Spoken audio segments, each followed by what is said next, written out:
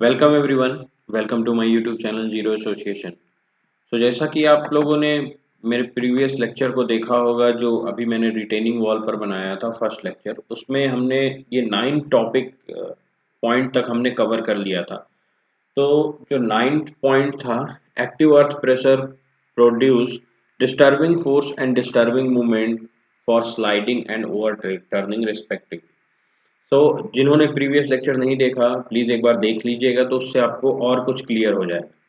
तो यहाँ पर ये कहना चाह रहे हैं, तो एक्टिव अर्थ प्रेशर जब किसी रिटेनिंग वॉल पर लगता है, तो वो एक डिस्टर्बिंग फोर्स होता है जो उसको डिस्टर्ब करने की कोशिश करता है उसके रियल पोजीशन से। तो जैसे ये रिटेनिंग वॉल है, यहाँ से जब फोर्स लगेगा, तो अगर स्टेम पर फोर्स लग रहा है तो वो दो चीजें करेगा। या तो वो उसको ओवरटर्न करेगा, ओवरटर्न का मतलब ये इसको उठा के पूरा को इधर मूव कराने की कोशिश करेगा। दूसरा क्या करेगा, या तो उसको स्लाइड करेगा, खिसकाने की कोशिश करेगा। तो ये दो चीजें होंगी। दोनों चीजों के लिए डिस्टर्बिंग एलिमेंट की अगर मैं बात करूं, तो यहाँ पर दो चीजें होंगी, डिस्टर्बिंग फोर्स और डिस्टर्बिंग मूवमेंट। हम निकालेंगे सबसे पहले डिस्टर्बिंग फोर्स।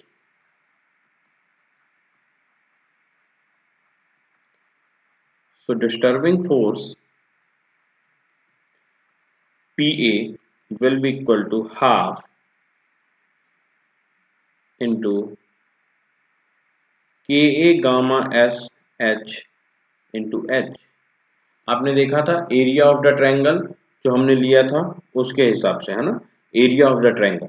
तो एरिया ऑफ द ट्रायंगल, और इसको अगर हम सॉल्व करते हैं तो आएगा हाफ के ए गामा एस एच स्क्वायर। ठीक है। और यहाँ पर वन हमने इसलिए लिया है क्योंकि क्या होता है कि जो हम रिटेनिंग वॉल होता है वो 1 मीटर के लिए डिजाइन करते हैं, उसके बाद उसी को हम कंटिन्यू कर देते हैं। ओके। इसको हम ये लिख सकते हैं कि P A is directly proportional to H square. Okay. P A is directly proportional to H square. ये होगा हमारा disturbing force. And disturbing movement की अगर मैं बात करूं, इन सारे पॉइंट्स को ध्यान से पढ़िएगा। ये गेट और ईएससी या फिर एसएससी के एग्जाम में रिटेनिंग वॉल टॉपिक से यही क्वेश्चन पूछे जाते हैं। P a into h by 3। Okay. So इसको मैं लिख सकता हूं, this is directly proportional to h cube. Okay. P a की जगह एच स्क्वायर रख देंगे और 1/3 हमारे लिए कांस्टेंट हो जाएगा, तो एच क्यूब। Okay, clear. तो डिस्टर्बिंग फोर्स और डिस्टर्बिंग मूवमेंट, अभी ये सारी चीजें आपको कुछ और ज्यादा अच्छे से क्लियर होंगी जब मैं इसका न्यूमेरिकल भी आपको सॉल्व कराऊंगा। नेक्स्ट नेक्स्ट जो पॉइंट था 10th पॉइंट, 9th पॉइंट तक हमने कर लिया था। अब जो हमारे पास 10th पॉइंट था वो ये है कि restoring movement is obtained by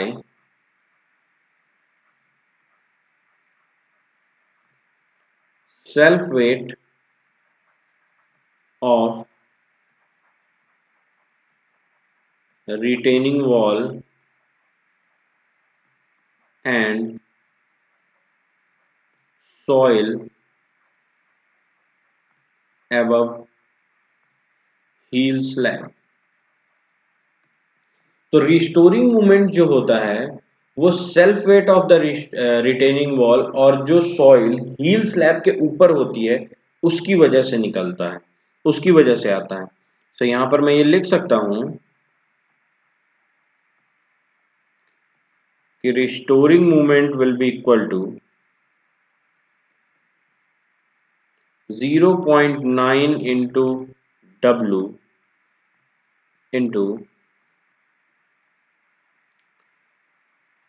perpendicular distance between W and toe point। तो यहाँ पर अगर मैं देखूं 0.9 इंटू डब्ल्यू क्यों लिया गया ये वाला, क्योंकि हम किसी भी जो रिटेनिंग वॉल होती है उसका 90% वेट हम लेते हैं। क्योंकि आप खुद सोच कर देखिए, अगर किसी बॉडी का 90% वेट उस बॉडी को रिटेन कर पा रहा होता है तो 100% तो ऑब्वियस सी बात है कर लेगा। कुल मिला के ये समझिए कि अगर आप 100 किलो के हैं, ठीक है, और आपका 90 किलो ही किसी जगह पर किसी चीज को सस्टेन करने के लिए सफिशियंट है तो 100 किलो तो कर ही लेगा। तो इसीलिए हम 90% लेते हैं उसके वेट का, क्योंकि 100% तो कर ही लेगा। और perpendicular distance between W two 2 point, मतलब जो ये हील स्लैब है 2 पॉइंट से डब्ल्यू तक उस वेट तक का, वो जो हमने डब्ल्यू लिया था W1 plus W2 plus W3, आपने फिगर में पिछले लेक्चर में देखा होगा, उसका जो W था उससे, तो वो क्या करेगा, एक मूवमेंट क्रिएट करेगा, 2 पॉइंट से लेकर एक मूवमेंट क्रिएट करेगा। तो यहां पर मैं लिख सकता हूं where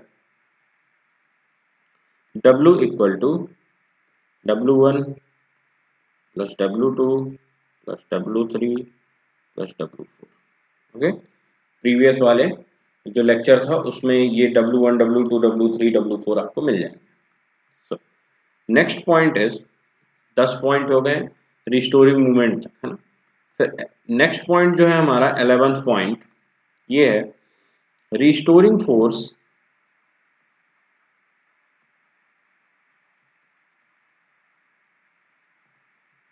for sliding is obtained from friction between base slab and soil below it.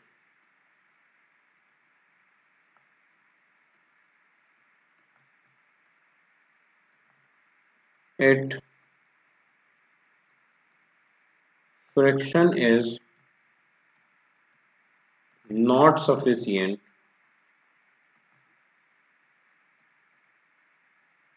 then shear key is provided and place in such a way that main reinforcement of stem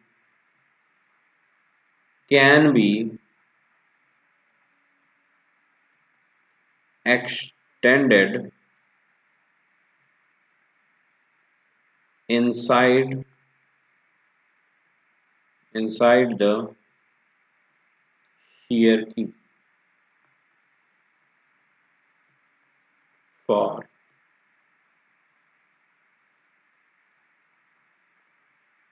encourage। Okay, इसका मतलब ये है कि restoring force जो sliding के लिए जो आप करना है वो कहाँ से मिलेगा। देखिए, ओवर टर्निंग के लिए तो हमने मूवमेंट से निकाल लिया कि उसको वो काउंटर कर जाए। अब दूसरा क्या हो गया, स्लाइडिंग हो गया, जो खिसक रहा है या स्लाइड कर रहा है। तो स्लाइडिंग के लिए क्या होगा, फ्रिक्शन, जो सॉइल और जो नीचे की जो बेस स्लैब है उसके बीच की सॉइल के बीच का जो फ्रिक्शन है वो उससे ज्यादा होना चाहिए। अब अगर मान लीजिए फ्रिक्शन सफिशिएंट नहीं है, नॉट सफिशिएंट, देन सो क्या होता है, हम शीयर की प्रोवाइड करते हैं। मैंने आपको दिखाया था स्टेम के ठीक नीचे एक शीयर की प्रोवाइड करते हैं, और ऐसे प्रोवाइड करते हैं कि स्टेम का जो मेन रेनफोर्समेंट है, जो सरिया आएगा स्टेम का, वो नीचे तक शीयर की तक एक्सटेंड हम कर देते हैं, जिससे उसको प्रॉपर एनकरेजमेंट मिल जाए। ठीक है, तो restoring force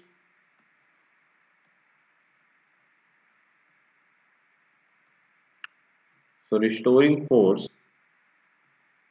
will be equal to friction plus PP। So friction will be equal to mu 0.9 W plus, ठीक है। सो ये 0.9 W क्या है, ये है रिएक्शन। सो और यहाँ पर भी ऑब्वियस सी बात है W will be equal to W1 plus W2 plus W3 plus W4। Okay, so W की वैल्यू ये हो गया। तो इसका मतलब क्या हुआ कि अगर हमें रिस्टोरिंग फोर्स चाहिए स्लाइडिंग के लिए तो हम शियर की प्रोवाइड करते हैं अगर स्लाइडिंग वो प्रॉपर ना कर पाए, और शियर की का जो हमारा रेनफोर्समेंट होता है वो स्टेम का शियर की तक हम बढ़ा देते हैं जिससे उसे प्रॉपर इनकरेजमेंट मिल जाए। ठीक है, now the 12th point is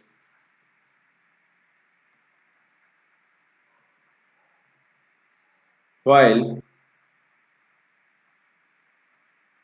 calculating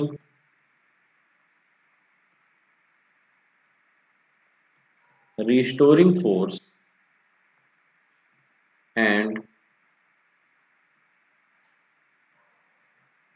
restoring movement, only 90% of dead load is considered। बताया था मैंने 90% ऑफ द डेड लोड हम रिस्टोरिंग फोर्स और रिस्टोरिंग मूवमेंट के लिए कैलकुलेट करते हैं, इसीलिए मैंने 0.9 W यूज किया। 0.9 मतलब 90%। Clear? Now next point is FOS against overturning and sliding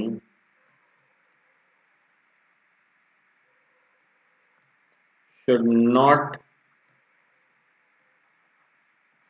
be less than 1.4। So against overturning और स्लाइडिंग के लिए FOS जो होना चाहिए वो नॉट लेस देन 1.4 होना चाहिए, या फिर मैं इसे ऐसे भी लिख सकता हूं,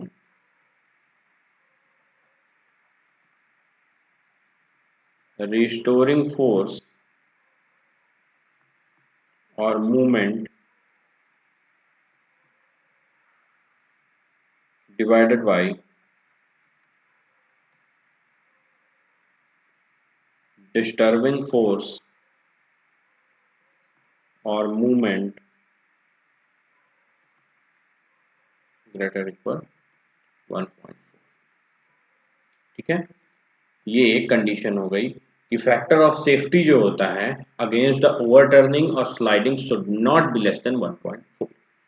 next is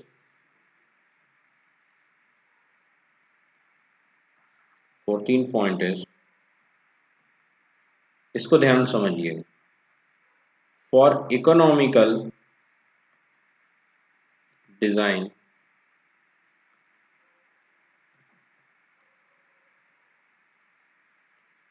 resultant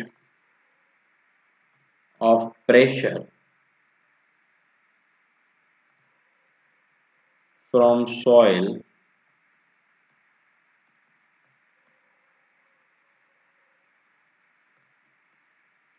should pass through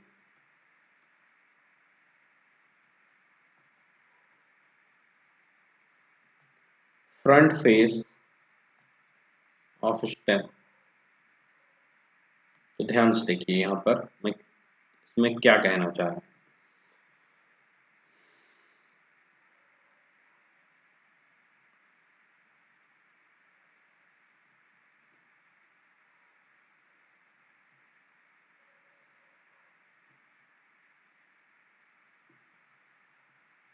ये आपका, ये हमारा एक रिटेनिंग वॉल है। ओके, यहाँ पर यहाँ तक अर्थ का लेवल, ठीक है, अब देखिए इधर काम करेगा पैसिव अर्थ प्रेशर और नीचे की ओर काम करेगा डब्ल्यू। ठीक है, केवल दो चीज। क्या बोल रहा है, फॉर द इकोनॉमिकल डिजाइन, जब हमें इकोनॉमिकल डिजाइन की जरूरत होती है तो resultant of the pressure from soil should pass through the front face of the stem. मतलब कि जो हमारा यहां पर जो सॉइल से इसमें प्रेशर आ रहा है वो कुछ इस तरह आ रहा होगा। सॉइल से जो प्रेशर आ रहा होगा इस इधर से कम से ज्यादा की ओर आ रहा होगा। यहाँ पर कम है प्रेशर और इधर की ओर लगातार प्रेशर बढ़ता ही जाएगा। ठीक है, तो ये जो प्रेशर आ रहा है हमारा सॉइल का इसके ऊपर, किस पर, पासेस थ्रू जो रिजल्टेंट, इस जो प्रेशर का पूरा है उसका रिजल्टेंट जो है, क्योंकि यहाँ पर क्या है हमें केवल एच पता है, उसके अलावा जो भी कुछ हमें करना है, जो भी कुछ हमें डिजाइन करना है, केवल हमें हाइट पता होती है, उसके अलावा जो भी कुछ हमें करना है वो खुद ही मानकर डिजाइन करना होता है। ठीक है, तो हमें क्या करना है, ये जो रिजल्टेंट है ये हमेशा ही यहां से होकर जाना चाहिए। अगर हमें इकोनॉमिकल डिजाइन करनी है तो for economical design the resultant of the pressure from soil should pass through the face of the stem. तो हमें डिजाइन करना होगा कि कहां पर रिजल्टेंट आ रहा है वहां पर हमें स्टेम डिजाइन करना होगा। सिंपल बात। ठीक है, समझ में आ गया। केवल इकोनॉमिकल डिजाइन की अगर मैं बात करूं तो ये हमारे लिए इकोनॉमिकल डिजाइन की बात है। Next is 15th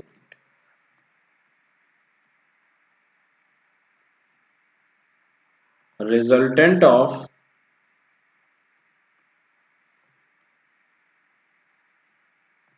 active earth pressure and dead load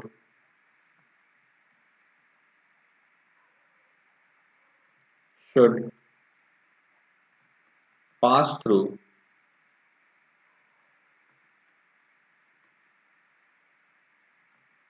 middle third of base slab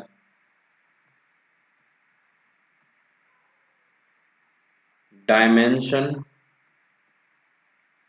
for no lifting condition। No lifting condition मतलब उठ ना जाए, है ना। तो ध्यान से देखिए यहां पर क्या कहना चाह रहा है कि resultant of active earth pressure and dead load, किसका, एक्टिव अर्थ प्रेशर और डेड लोड, यानी कि W, यहां पर मैं फिर से फिगर बना के समझा दूं आपको।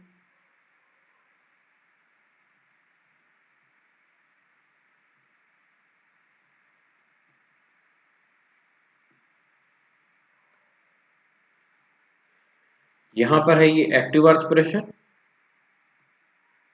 ठीक है, और W क्या बोल रहा है कि resultant of active earth pressure and dead load should pass through the middle third base slab dimension of the no lifting condition. मतलब कि हम जो यहां पर हमारा अर्थ सरफेस है, यहां पर हमारा अर्थ सरफेस है, ठीक है, तो इसका जो रिजल्टेंट हो, अब हम क्या करेंगे, ये जो पूरी लेंथ है, ये जो पूरी लेंथ है इसको हम L/3 L/3 L/3 में डिवाइड करेंगे। ओके, तो क्या बोल रहा है कि इसका जो रिजल्टेंट है वो रिजल्टेंट हमेशा ही ये जो मिडिल वाला L/3 है ना, L/3 इस पर कहीं आकर मिले रिजल्टेंट। ठीक है, समझ में आ गया, इस पर कहीं आकर मिले resultant of the active earth pressure and dead load should pass through the middle third of the base slab dimension for no lifting condition। ठीक है, नो लिफ्टिंग, अगर आप ये चाहते हैं कि लिफ्टिंग ना हो, ठीक है, या फिर एक तरफ से ओवरटर्न ना हो, तो ये हम अगर करेंगे तो सेफ रहेंगे। क्लियर? नाउ नेक्स्ट इज, तो ये हो गई नो लिफ्टिंग कंडीशन के लिए। ठीक है, now the next is 16th point. In general, length of base slab is 0.6 to 0.8 times height of retained earth। ठीक है, in general length of the base slab is 0.6 to 0.8 times height of the retained earth। ठीक है, तो जो base slab होगी वो 0.6 to 0.8 time height of the retain earth होनी चाहिए, जो अर्थ की हाइट है उससे। ठीक है, now the 17th point is for preliminary design stem can be placed at 1/3 of length of base slab। तो फॉर प्रिलिमिनरी डिजाइन मतलब जब हम डिजाइनिंग स्टार्ट करें तो हम जो स्टेम है ना हमारा, इसको हम बेस स्लैब के 1/3 पर रख दें, L/3 पर। ये L/3 और ये L/3, तो ये जो है ना ये हमारा स्टेम L/3 पर अगर हम रख देंगे तो प्रिलिमिनरी डिजाइन हम स्टार्ट कर देंगे। उसके बाद जो भी चेंजेस आएंगे हमारे, जो भी चेंजेस आते हैं हमारे, इधर करना है उधर करना है, वो आगे की बात है, लेकिन शुरुआत हम यहाँ से कर सकते हैं। ठीक है, क्योंकि केवल हमें हाइट पता होती है कि इतनी हाइट तक हमारी मिट्टी है जिसे हमें रिटेन करना है, उसके अलावा हमें कुछ नहीं पता होता, बाकी सब कुछ हमें खुद ही करना होता है। तो स्टार्टिंग तो कहीं से करनी पड़ेगी, तो प्रिलिमिनरी डिजाइन में हम स्टेम को L/3 पर हम स्टेम को रखकर वहां से स्टार्टिंग कर देते हैं। Now the next is 18th point.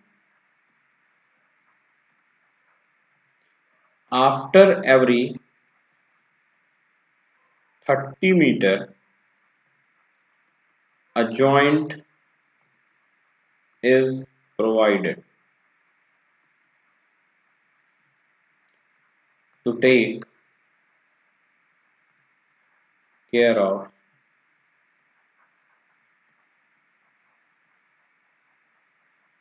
expansion and contraction of retaining wall। तो रिटेनिंग वॉल जब हम डिजाइन करते हैं, ठीक है, तो हर एक 30 मीटर के बाद एक जॉइंट प्रोवाइड करते हैं, मतलब वहां से हम अलग कर देते हैं रिटेनिंग वॉल को। उसका रीजन ये होता है या तो रिटेनिंग वॉल फैल सकता है या तो वो कॉन्ट्रैक्ट हो सकता है। दूसरा, अगर एक्सटेंशन होता है तो क्रैक्स आने की संभावना होती है। अगर क्रैक्स आता है तो 30 मीटर की जो रिटेनिंग वॉल है उसकी वजह से अगर हम ना जोड़ते तो क्या होगा, बगल वाले में भी या फिर पूरी रिटेनिंग वॉल खराब होने की संभावना है। लेकिन अगर क्रैक्स आते हैं तो केवल वही रिटेनिंग वॉल खराब होगी जो 30 मीटर में है। तो इसलिए एवरी 30 मीटर पे हम रिटेनिंग वॉल डिजाइन करते हैं। Now the next point is maximum and minimum soil pressure is calculated as follows। तो मैक्सिमम सॉइल प्रेशर और मिनिमम सॉइल प्रेशर देखिए कैसे कैलकुलेट करते हैं।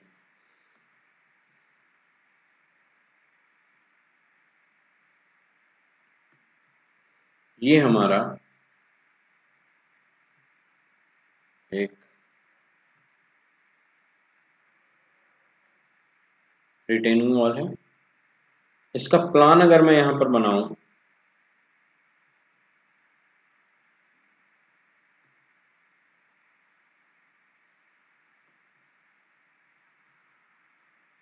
ये कुछ इस तरह से बन जाएगा। बहुत दूरी तक है इसलिए हम कुछ ऐसा बना देते हैं। प्लान मतलब ऊपर से देखने पर, है ना। तो देखिए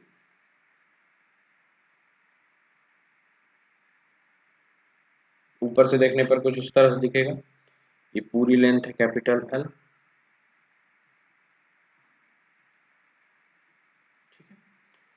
अब देखिए यहां पर जो अर्थ प्रेशर है, कुछ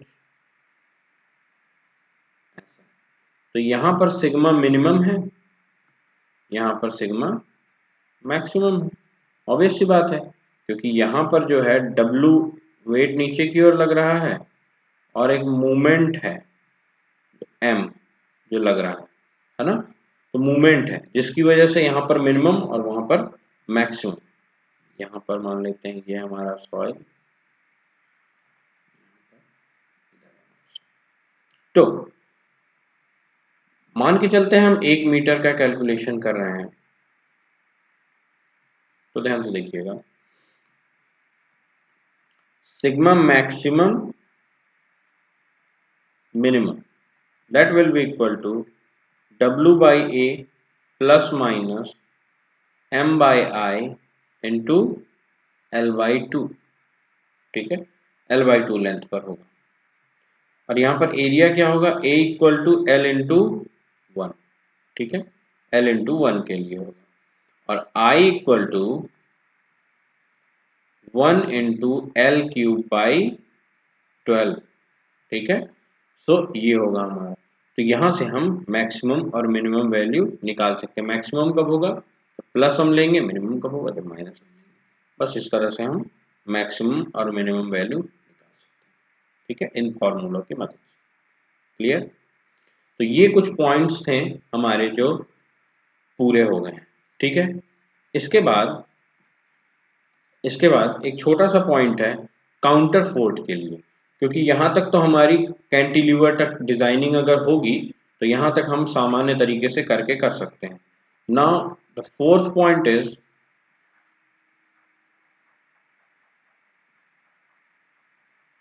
काउंटर फोर्ट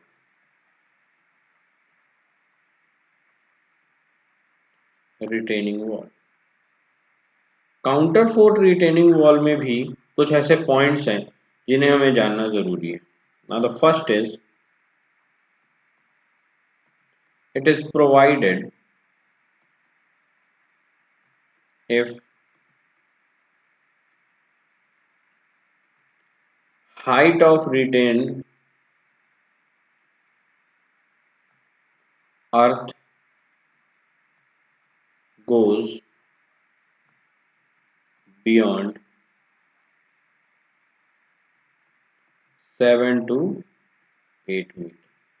7 से 8 मीटर से अगर ज़्यादा हाइट पर अर्थ की हाइट रिटेन अर्थ की हाइट हो जाए तो हम वहां पर काउंटर फोर्ट डिजाइन करते हैं।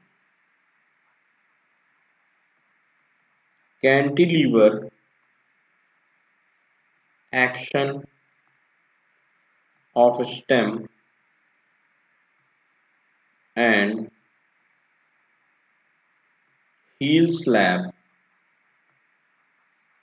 of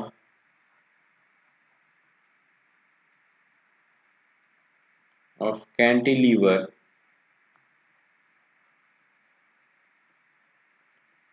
retaining wall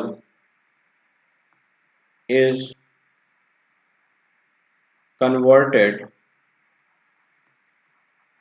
into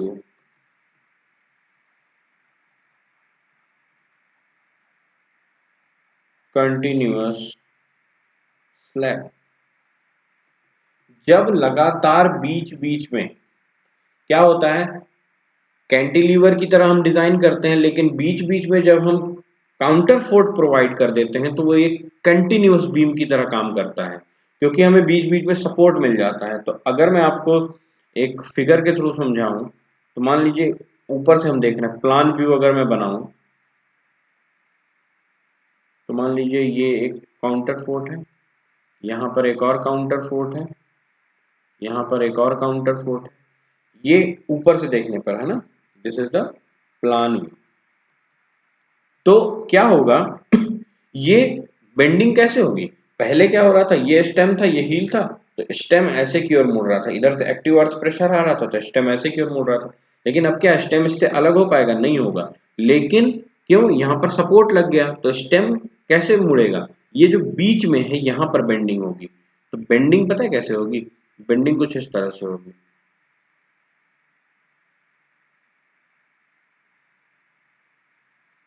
bending कुछ इस तरह से होगी, ऐसे ऐसे करके, है ना, ऐसे ऐसे करके होगी। तो इस तरह से होगी बेंडिंग। उसका रीजन क्या है, और देखिए कंटिन्यू जो कैंटिलीवर बीम थी वहां पर बेंडिंग मोमेंट क्या आ रहा था, डब्ल्यू l square by to.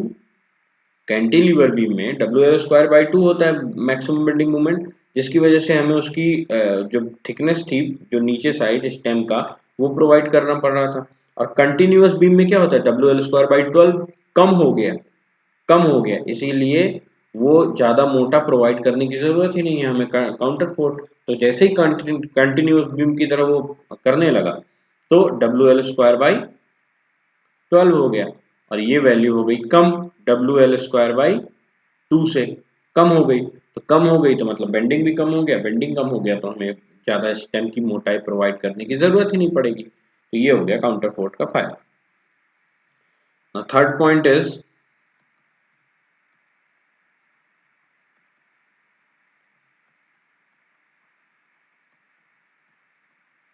design positive and negative bending moment are calculated using bending moment coefficient। ठीक है, bending moment design positive and negative bending moment, तो वहां पर क्या होगा, पॉजिटिव बेंडिंग मोमेंट और निगेटिव बेंडिंग मोमेंट आएंगे। तो हम किसकी तरह से बेंडिंग मोमेंट कोफिशिएंट कहाँ से लेते हैं, आपको याद होगा डिजाइन ऑफ स्लैब जब की जाती है तो वहां पर बेंडिंग मोमेंट कोफिशिएंट आते हैं, उन्हीं का हमें यहाँ पर यूज करना है। क्यों, क्योंकि वहां पर हम लोग कोफिशिएंट बेंडिंग मोमेंट के, हम इसे एक स्लैब की तरह डिजाइन कर रहे हैं, तो इसलिए। ठीक है, now fourth is continuous beam की तरह डिजाइन कर रहे हैं इसीलिए हम। ठीक है, clear spacing between two counter forts lies between h by 2 to h by 3। दो काउंटर फोर्स के बीच की दूरी h by 2 to h by 3 के बीच में हम रखते हैं। ठीक है, डिजाइन के हिसाब से हम इसे चेंज करें। ठीक है, h by 2 to h by 3 clear spacing दोनों के बीच की होगी। Now the fifth point is, इस फिफ्थ पॉइंट को थोड़ा ध्यान समझिए।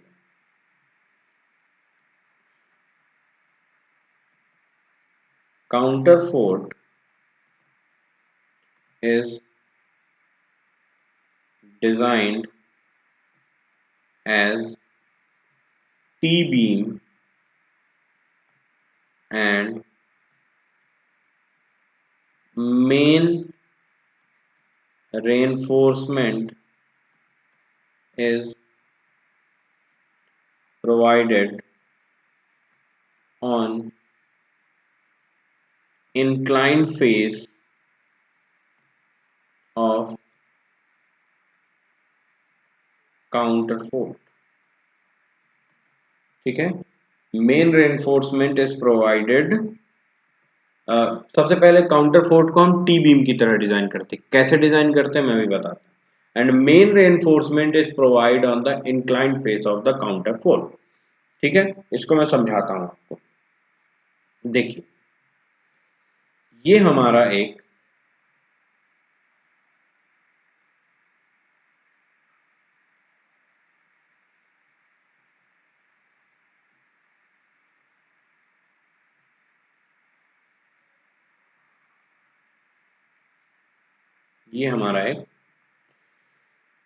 बीम है।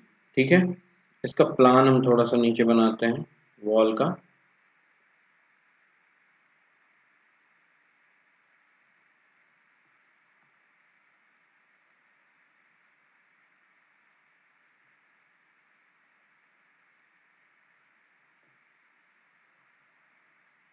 ठीक है, ऊपर से कुछ ये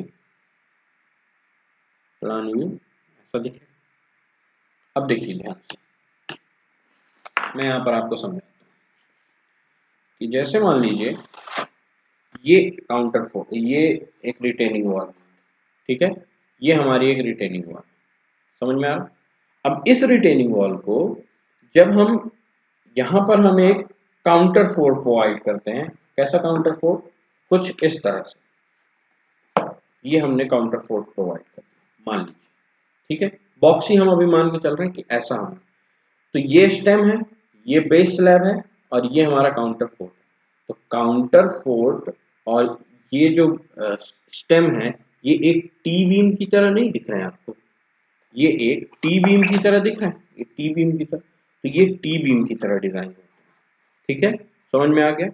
दूसरा, जो इंक्लाइन फेस होता है, अब क्या होगा, यहां से पैसिव अर्थ प्रेशर आ रहा, ये इस काउंटर फोर्स से इसको दूर करने की कोशिश करेगा। इसी तरह नीचे की ओर जो फोर्स आ रहा वो इसको इससे दूर करने की कोशिश करेगा। तो जब इनको दूर करने की कोशिश की जाएगी तो हमें क्या प्रोवाइड करना पड़ेगा, ये तो समझ में आ गया बेसिकली कि आपको कैसे डिजाइन करना है ना। तो कैसे तो क्या होगा, ये हमने प्रोवाइड कर दिया यहाँ पर काउंटर फोर्स। ठीक है, अब ये काउंटर फोर्स से जब प्रोवाइड किया जाएगा दूर करने के लिए, तो टी स्लैब के लिए सबसे पहले हम जो इंकरेजमेंट प्रोवाइड करेंगे वो कुछ यहां से इस तरह से होगा।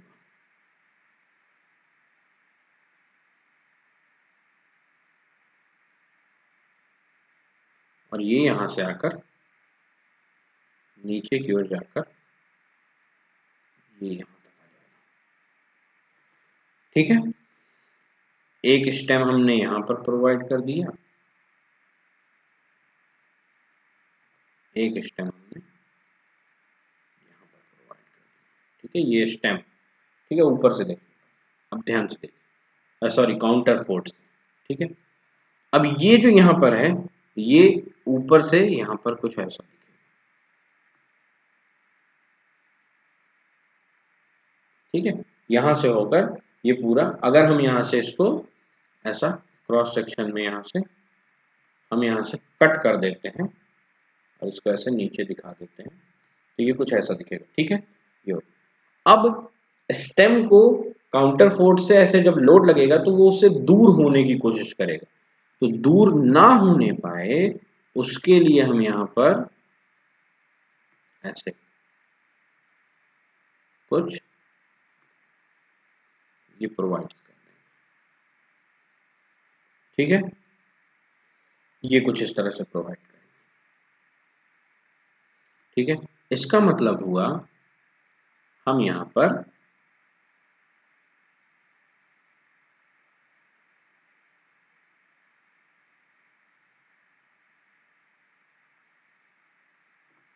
ये प्रोवाइड कर दिया कि ये इससे बंधा रहे, है ना, दूर ना होने पाए, स्टेम और काउंटर फोर्स एक दूसरे से बंधे रहे, अलग ना हो। अब दूसरा, जब नीचे की ओर अर्थ प्रेशर लगेगा, नीचे की ओर अर्थ प्रेशर लगेगा तो नीचे वाला भी अलग हो सकता है, तो नीचे वाला अलग ना होने पाए इसके लिए हम यहाँ पर कुछ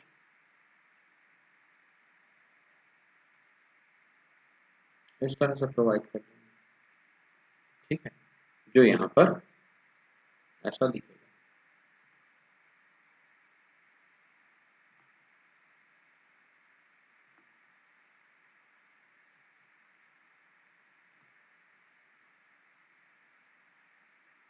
ठीक है, समझ में आ गया?